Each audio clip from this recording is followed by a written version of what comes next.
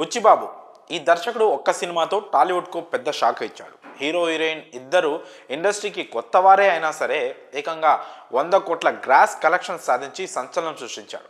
ఓ దర్శకుడు మంచి పనితనం ఉంటే ఇండస్ట్రీలో అవకాశాలు కూడా అదే రేంజ్లో వస్తూ ఉంటాయి. దీంతో చాలామంది హడావిడిగా ఏ ఛాన్స్ వస్తే దాన్ని ఒప్పేసుకొని సినిమా తీస్తూ ఉంటారు. కానీ బుచ్చిబాబు మాత్రం కాస్త ఆలస్యమైనా సరే ఓ పెద్ద స్టార్తో సినిమా తీయాలని చాలా కాలం నుంచి ఎదురు చూస్తున్నాడు. ముందు ఎన్టీఆర్తో సినిమా తీద్దాం అని అనుకున్నాడట ఈ దర్శకుడు.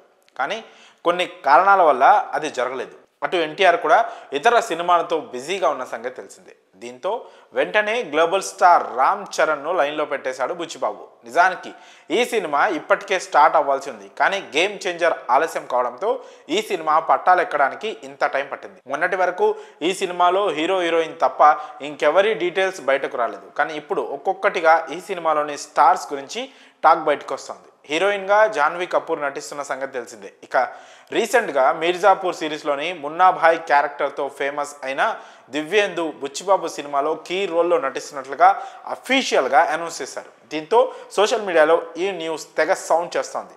దివ్యేందు నెగిటివ్ క్యారెక్టర్స్కు బాగా సూట్ అవుతాడు కాబట్టి బహుశా ఈ సినిమాలో విలన్ క్యారెక్టర్లో అతను నటించే అవకాశం ఉన్నట్లు తెలుస్తోందని ఫ్యాన్స్ భావిస్తున్నారు. ఇక దానికంటే ముందే జగపతి బాబును కూడా ఈ సినిమాలో మెయిన్ క్యారెక్టర్గా తీసుకుంటున్నట్లు అనౌన్స్ చేశాడు బుచ్చిబాబు. మరోవైపు ఆయనే మెయిన్ విలన్ అయ్యే ఛాన్స్ కూడా ఉందని టాక్.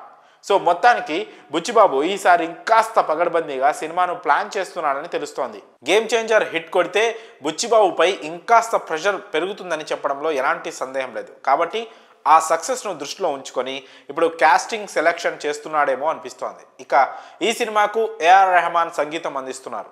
ఇది పక్కా మాస్ సినిమాని, చరణ్ కెరియర్ను నెక్స్ట్ లెవెల్కి తీసుకెళ్లబోయే సినిమా అని టాక్ నడుస్తుంది. ఇక బుచ్చిబాబు ఎలా ప్లాన్ చేశాడో చూడాలి. మరి ఈ సినిమాపై మీ అభిప్రాయాలను కామెంట్స్ రూపంలో తెలియజేయండి.